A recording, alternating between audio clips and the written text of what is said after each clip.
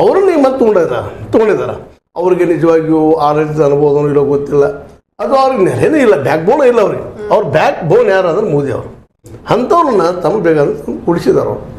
ಈಗ ಇನ್ನೇನು ಮುಖ್ಯ ಉಳಿದದ್ದು ಯಾವುದಪ್ಪ ಅಂದರೆ ಸಭಾಪತಿ ಉಪಸಭಾಪತಿ. ಈ ಸಭಾಪತಿ ಸಹಿತ ತನ್ನದೇ ಅಂತ ಓಂ ಬಿರ್ಲಾ ಅಂತ ಇದ್ದಾರೆ ಹಿಂದಿದ್ದಂಥವ್ರು.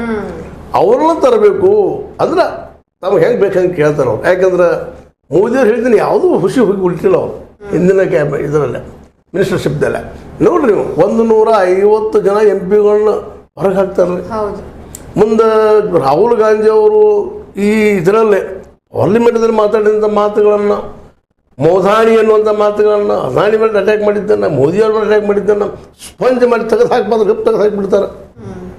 ಅವ್ರು ಹೆಂಗೆ ಹೇಳ್ತಾರೆ ಕುಣಿತಾರೆ ಅವರು. ನಾನು ಹೇಳ್ತೇನೆ ಹೌದಪ್ಪ ಅಲ್ಲಪ್ಪ ಅವ್ರೇನು ಹೇಳ್ತಾರೆ ಅದ ಅವ್ರು ತರಬೇಕಂತ ಮಾಡಿದ್ದಾರೆ. ಇದನ್ನು ತಂದ್ರೆ ಒಂದು ವೇಳೆ ಇವ್ರು ಮೌನ ಆದ್ರೆ, ಇಬ್ಬರು ನಿತೀಶ್ ಮತ್ತು ನಾಯ್ಡು ಅವ್ರ ಮೌನ ಆದ್ರೆ ಮತ್ತು ಹಿಂದಿನ ಸರ್ಕಾರ ಮುಂದುವರಿತದೆ. ಮತ್ತು ಈಗ ಒಂದು ವೇಳೆ ಇವರು ಜಾಗೃತರಾಗಲಿಲ್ಲ, ಅದು ಅವ್ರೇನು ಪ್ಯಾನ್ ಅದನ್ನು ಗೊತ್ತಿಲ್ಲ. ಯಾಕಂದ್ರೆ ಅವರು ಸಾಮಾನ್ಯರಿಲ್ಲ, ಅಸಾಮಾನ್ಯರಿದ್ದಾರೆ ಇಬ್ಬರು. ಅವರು ಮಿನಿಸ್ಟರ್ಶಿಪ್ ಕೇಳಾರದ ತಮ್ಮ ರಾಜ್ಯದ ಡೆವಲಪ್ಮೆಂಟ್ ಸಲುವಾಗಿ ಏನಾದರೂ ಮೌನ ಆಗಿದ್ದಾರೆ, ಅದು ಮತ್ತೇನೋ ಅವ್ರ ವಿಚಾರಗಳದಾವ ಗೊತ್ತಿಲ್ಲ. ಯಾಕಂದರೆ ಮೊದಲು ತಮ್ಮ ರಾಜ್ಯದ ಅವರು ತಮ್ಮ ಅಧಿಕಾರವನ್ನು ಫಿಕ್ಸ್ ಮಾಡ್ಕೊಳ್ಳಿಕ್ಕೆ ಇಟ್ಟಿದ್ದಾರೆ. ಯಾಕಪ್ಪ ಅಂದರೆ ಬಿಹಾರದಲ್ಲೂ ಹಿಂದುಳಿದ ಒಂದು ರಾಜ್ಯ ಇಲ್ಲಿವರೆಗಿದ್ದು, ಅದನ್ನು ವಿಶೇಷವಾಗಿ ನಮ್ಗೆ ಅನುಕೂಲ ಮಾಡಿಕೊಡ್ರಿ, ದೊಡ್ಡ ನಮಗೆ ಒಂದಿಷ್ಟು ಅಮೌಂಟ್ ಕೊಡ್ರಿ, ನಾವು ಡೆವಲಪ್ ಮಾಡ್ತೀವಿ ಅನ್ನೋದು ಕೇಳ್ತಾ ಇದ್ದಾರೆ. ಹಂಗೆ ಆಂಧ್ರದವರು, ಅವರು ಆಂಧ್ರಿಗೆ ಡೆವಲಪ್ ಅದ, ಅವ್ರು ಇನ್ನೂ ಡೆವಲಪ್ ಮಾಡಬೇಕು, ಶಾಶ್ವತ ತಾನು ಉಳಿಬೇಕು ಅಲ್ಲಿ ಲೀಡರಾಗಿ ಅನ್ನುವಂಥ ವಿಚಾರ ನಾಯ್ಡು ಅವ್ರದ್ದು. ಆ ಹಿನ್ನೆಲೆ ಏನಾದರೂ ಇವರು ನಾಳೆ ಬರುತ್ತಿರುವಂಥ ಫ್ಲೋರ್ ಟೆಸ್ಟ್ನಲ್ಲಿ ಸಪೋರ್ಟ್ ಮಾಡಿದರೆ ಮೋದಿ ಅವ್ರಿಗೇನಿಲ್ಲ, ಅವ್ರು ಯಾರು ಬೇಕಾದೆಲ್ಲ ಆಗಿಬಿಟ್ಟಿದ್ದು. ಸಭಾಪತಿ ಅವರವರಾದರು, ಉಪಸಭಾಪತಿ ಅಂತ ತಮ್ಮವ್ರನ್ನ ನೋಡ್ಲಿಕ್ಕೆ ಇದ್ದಿದ್ದಾರೆ. ಮತ್ತು ಇನ್ನೇನದು ಹಿಂದಿನ ಗೌರ್ಮೆಂಟ್ ಆದಂಗೆ ಆಯ್ತಲ್ಲ, ಅಂದ್ರೆ ಅವ್ರು ಸೋತಂಗಲ್ಲ ಗೆದ್ದಂಗೆ ಅಂತ ಈ ಥರ ಅರ್ಥ.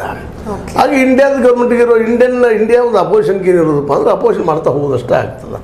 ಆದರೆ ಒಂದು ಮಾತಲ್ಲಿ ನೆನ್ಬಿಡ್ಬೇಕು, ಇದ್ರ ಹೊರತು ನಾಳೆ ಇವ್ರಿಗೆ 272 ಇವ್ರ ಮೇಲೆ ನಿರ್ಭರಾಗಿ ನಿಲ್ಲವರಲ್ಲ ಮೋದಿಯವ್ರ ಸ್ವಭಾವ ನಾವು ನೋಡಿದ್ದೇವೆ ಜಾಸ್ತಿ ಅಲ್ಲ. ಅವರು ತಮ್ಮನ್ನು ಗಟ್ಟಿ ಮಾಡ್ಕೊಳ್ಳೋ ಸಲುವಾಗಿ ಅವ್ರು ಯಾರೋ ಪ್ರಿಯರಿರಲಿ ಅವ್ರನ್ನ ಒಡೆದಾದ್ರು ಸಹಿತ ತಮ್ಮ ಕಡೆ ತೊಗೊಳ್ಳೋವಂಥದ್ದು, ತಮ್ಮ 272 ಫಿಕ್ಸ್ ಮಾಡ್ಕೊಳ್ಳೋರು. ಯಾಕಂದ್ರೆ ಹಿಂದೆ ನೋಡ್ರಿ ಶಿವಸೇನೆ ಇವ್ರು ಬೇಕಾದಂಥ ಪಾರ್ಟಿ, ಅದು ಹಿಂದುತ್ವದಲ್ಲಿ ಬೆಳೆದಿದ್ದು, ಅದನ್ನು ಹೊಡೆದು ಹೋದ್ರು ಅವರು. ಯಾಕಂದ್ರೆ ಅವ್ರು ಎಂದೂ ಮಹಾರಾಷ್ಟ್ರದಲ್ಲೇ ಅವ್ರೇನಾದರೂ BJP ಎದ್ದು ನಿಂತಿದ್ರೆ ಅದು ಬಾಳಾ ಸಾಹೇಬ್ ಠಾಕರೆ ಅವರ ಆಶೀರ್ವಾದ. ಅದೇ ಪಾರ್ಟಿನ ಹೊಡೆದು ಹೋಗ್ಬಿಟ್ರು ಅವರು. ಮುಖ್ಯಮಂತ್ರಿ ಸ್ಥಾನ ಕೊಡೋದಿತ್ತು ಅವ್ರಿಗೆ ಕೊಡಲಿಲ್ಲ, ಜಗಳ ಸುರ ಫಡ್ನವೀಸ್ ಮತ್ತು ಅವ್ರಿಗೆ ಆ ಕಾರಣಕ್ಕಾಗಿ ಏನು ಮಾಡಿಬಿಟ್ರು, ಪಾರ್ಟಿ ಹೊಡೆದ ತುಂಡು ಮಾಡಿಬಿಟ್ರು. ಎನ್ಶಿಪ್ ಐತಿ ಪ್ರಶ್ನೆ ಇಲ್ಲ, ಅವ್ರಿಗೆ ಅವ್ರು ವೈರತ್ವ ಮಾಡೋದ್ರು, ಅದಿಲ್ಲ ಬೇಕಾದ್ರಿಗೆ ಮಾಡಿದ್ರು. ಮತ್ತು ನಾಳೆ ಇಬ್ಬರಿಗೂ ಇದ್ದ ಪಾಲಿಸಿ ಮಾಡಿದ್ರು ತಿರುಗಿ ಎಂಟದ. ಇವ್ರು ಏನೀಗ 12, ಇವರು ಒಂದು 16 ಇದ್ದಾವ, ಇವ್ರನ್ನ ಅರ್ಧ ಹೊಡ್ಕೊಂಡು ಹೋದ್ರೆ ಏನು ಮಾಡೋರಿದ್ದಾರೆ ಅವರು. ಉಳಿದವ್ರು ಒಂದಿಷ್ಟು ತೊಗೊಂಡು ಅಂದ್ರೆ ಈಗ ಅವ್ರಿಗೆ ಕಾಲಾವಕಾಶ ಬೇಕಾಗಿದೆ. ನಾಳೆ ಫ್ಲೋರ್ ಟೆಸ್ಟ್ ಆತಂದ್ರೆ ಮುಂದಿನ 6 ತಿಂಗಳವರೆಗೆ ಮತ್ತೊಂದು ಫ್ಲೋರ್ ಟೆಸ್ಟ್ ಆಗೋದಿಲ್ಲ. 6 ತಿಂಗಳ ಇದು ಗೌರ್ಮೆಂಟ್ ಭದ್ರ. ಇದು ಗೊತ್ತಿಲ್ಲ ಅಂತಲ್ಲ ಯಾರಿಗೆ, ನಾಯ್ಡು ಅವರಿಗೆ ಮತ್ತು ನಿತೀಶ್ ಅವರಿಗೆ. ಆದರೂ ಯಾಕೆ ಮೌನ ಆಗ್ತಿದ್ರು ಗೊತ್ತಿಲ್ಲ. ಬಟ್ ಒಳಗಿಂದೊಳಗೆ ಆ ಟೈಮ್ದಲ್ಲಿ ಏನೋ ಚೇಂಜು ಆಗ್ಬೋದೇನೋ ಅಂತ ಮಾತುಗಳಿದ್ದಾವೆ. ಈಗಾಗಲೇ ಒಂದಿಷ್ಟು ವರದಿಗಳು ಬರ್ತಾ ಇದ್ದಾವೆ, ರಾಹುಲ್ ಅವ್ರ ಜೊತೆಗೆ ಮಮತಾ ಅವ್ರ ಜೊತೆಗೆ ನಿತೀಶ್ ಅವ್ರು ಭೇಟಿ ಆಗುವಂಥದ್ದು, ಮಾತಾಡುವಂಥದ್ದು ಏನು ನಡೆದಿಲ್ಲ.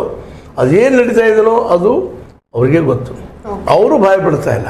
ಒಟ್ಟಿನಲ್ಲ ಈ ನಾಳೆ ಫ್ಲೋರ್ ಟೆಸ್ಟ್ನಲ್ಲಿ ಮೋದಿ ಅವ್ರಿಗೆ ಗೆದ್ದರೆ ಹಿಂದಿನ ಸರ್ಕಾರನ ಅವರು. ಇವಾಗ ಒಂದ್ ವೇಳೆ ಸೋತ್ರು ಅಂತ ಅಂದ್ರೆ ಮೋದಿ ಅವರು ಅದನ್ನ ಅಂದ್ರೆ ತಮ್ಮ ಕೈಯಿಂದ ಅಷ್ಟು ಸುಲಭವಾಗಿ ಆಡಳಿತವನ್ನ ಬಿಟ್ಕೊಡ್ತಾರೆ ಸರ್? ನೋಡ್ರಿ, ಫ್ಲೋರ್ ಟೆಸ್ಟ್ನಲ್ಲಿ ಸೋತು ಅಲ್ಲೇ ಇವರು 240 ಎಷ್ಟಾಗಿ ಉಳಿದ್ರಪ್ಪ ಅಂದ್ರೆ ಸೋಲ್ ಪ್ರಶ್ನೆ ಇಲ್ಲ, ಬಟ್ ಇಳಿಯಬೇಕಾಗ್ತದೆ. ಯಾರು 272 ಮಾಡ್ತಾರೆ ಅವ್ರು ಗೌರ್ಮೆಂಟ್ ಮಾಡ್ತಾರೆ, ಇಂಡಿಯಾ ಗೌರ್ಮೆಂಟ್ ಅದು ಮಾಡ್ರೆ ಅವ್ರು ಮಾಡ್ತಾರೆ. ಆದರೂ ಇದು ನಿರಂತರವಾಗಿ ಭಯ ಇರೋದನ್ನೋರು ಒಬ್ರಿಗೊಬ್ರು. ಯಾಕಂದರೆ ಮೋದಿಯವ್ರ ಇತಿಹಾಸ ಹಂಗದ, ಒಡತ ಆಳುವಂಥದ್ದು, ಇವರು ಸಹಿತ ಗಟ್ಟಿ ಆಗಬೇಕಾಗ್ತದೆ. ಅದಕ್ಕಾಗಿ ಇವರ ರಾಜಕೀಯ ರಾಹುಲ್ರಿಗೆ ಬೇಡ ಅಂತ ಅನ್ಸ್ಲಿಕ್ಕೆ ಆಗ್ತದ. ಯಾಕಂದ್ರೆ ಈ ರಾಜಕೀಯ ಮಾಡಿದ್ರೆ ನಮಗೆ ಅವ್ರಿಗೆ ಯಂತ್ರ ನೋಡಿತು ಅನ್ನುವಂಥ ಯೋಚನೆಗೆ ಬಂದು ನಿಂತಿದ್ದಾರೆ ಅವರು.